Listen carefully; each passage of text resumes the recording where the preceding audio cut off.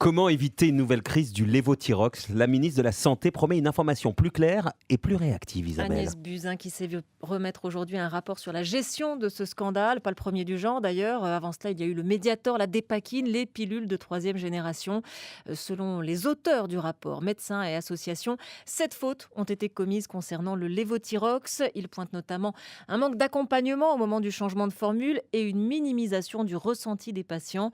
La comédienne Annie Dupéré est traitée au lévothyrox. Elle se bat depuis des mois pour que les malades soient entendus et pour elle, on en est loin.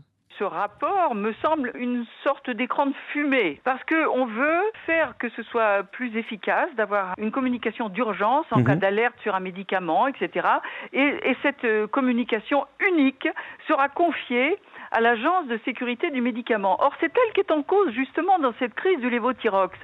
Alors je pense que si Mme Buzyn veut rétablir la confiance des Français en ce qui concerne les médicaments, qu'elle commence déjà de décréter qu'il y a eu une crise du lévothyrox. Il y a entre 800 000 et 1 million de gens soignés par le lévothyrox qui ont abandonné cette nouvelle formule catastrophique. Où sont-ils? Qui s'est préoccupé de savoir qui se fournit à l'étranger? Qui a arrêté son traitement? Qui prend autre chose? Personne. Et alors, expliquez-moi pourquoi Mme Buzyn, qui a quand même un énorme pouvoir, ne peut pas convaincre un laboratoire de refaire un médicament qui convenait à quasi tout le monde depuis 30 ans. Alors il y a une sénatrice, pour conclure, Laurence Cohen, qui réclame une commission d'enquête sur le sujet. Est-ce que vous vous associez à sa demande, vous, Annie Dupéré? Ce serait pas mal une commission d'enquête. Il y a longtemps que ça aurait dû être fait au lieu de minimiser la parole des malades, de leur créer inventer un effet nocebo qui était vraiment de l'ordre du mépris.